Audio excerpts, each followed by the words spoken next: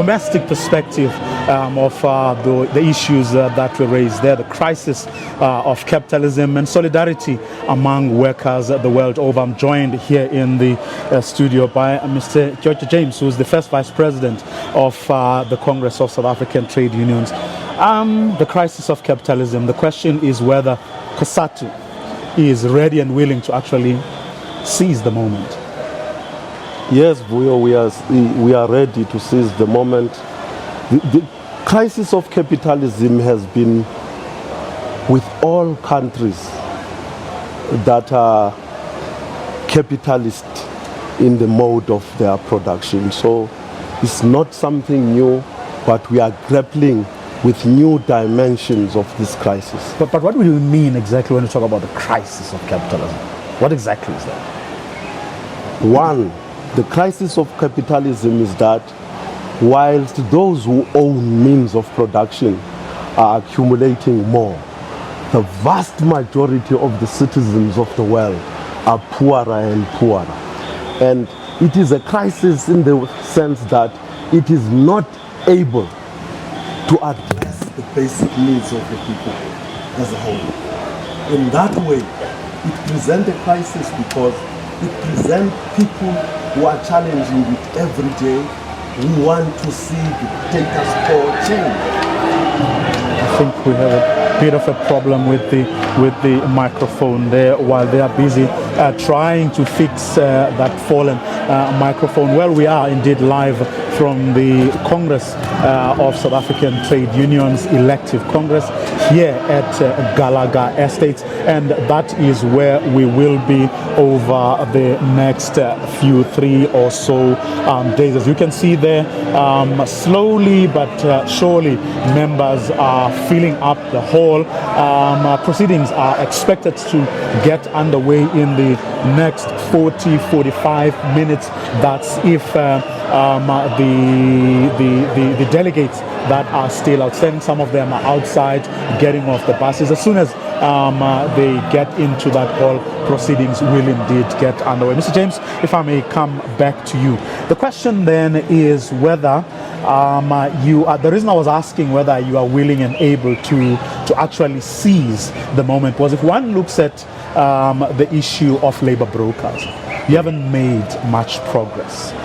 Honestly speaking, if one looks at the issue that has actually pitted comrade against comrade, and that is the investment arms of your affiliates, where people are accused of all manner of things, including embezzling funds and the people jostling for the kind of positions that will bring them closer to those resources. It suggests that you actually have bigger problems in dealing with the crisis of capitalism than you can actually imagine.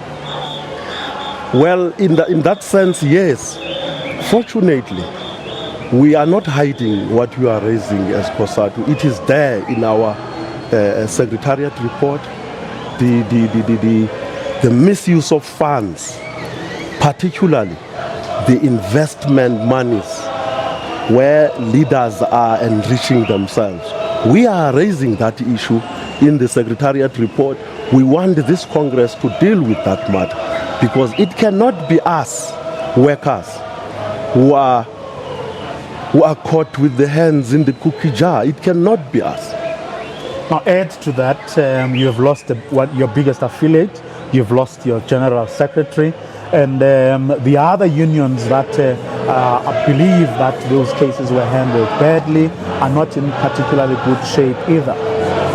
Is this Congress going to deal with those issues? It definitely is going to deal with that. You will see in the agenda that we have the item called appeals, where we are affording NUMSA the opportunity to appeal and the former General Secretary.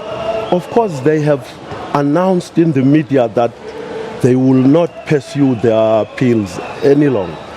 But can someone really take that seriously? If I'm going to read you something from a statement that was issued after, it's talking about Vavi's emotional spasms and self-congratulatory rhetoric.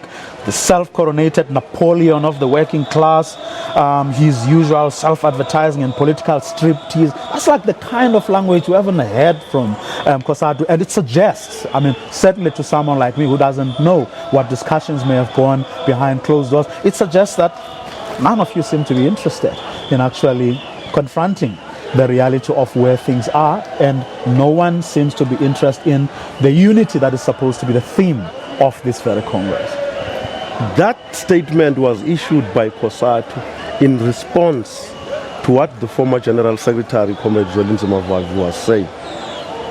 Could you not have risen above that? Could you not have been the more magnanimous ones and show some leadership and say, if he chooses to speak the way he speaks, if he chooses to do what he has said he wants to do, we are going to rise above that and be more mature about it, because that's if your interest was indeed in unity and in making sure that this federation comes out of this Congress united, but not only that, but ready and willing to actually take on the issues, the core issues of the working people of this country.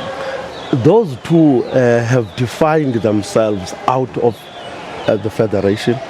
They have made a pronouncement that they are not willing to come back here. It would be a fuss to be part of us.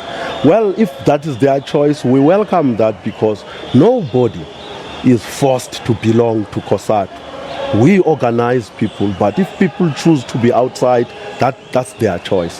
How should we measure the success or failure of this Congress come 3 days down the line when we're done? If we fail, first and foremost, to deal with corruption within, then this Congress will not be successful. 2, if we fail to address the infights that are there within the affiliates, we shall have failed to do our work as this Congress. Those are the key issues that this Congress must focus on. Because if our affiliated unions are in tatters, there is no way Cosatu will be coherent. Tyotyo James, that's where we're going to leave it for now. Tyotyo James is, of course, the first deputy president of the Congress of South African Trade Unions. Well, that's where we are going to leave it for now, but we will be here throughout the day and over the next few days, bringing you live from Galaga Estate here in Midrand, the elective Congress of the Congress of South African Trade Unions. For now, it's back to the studio in Northland Park.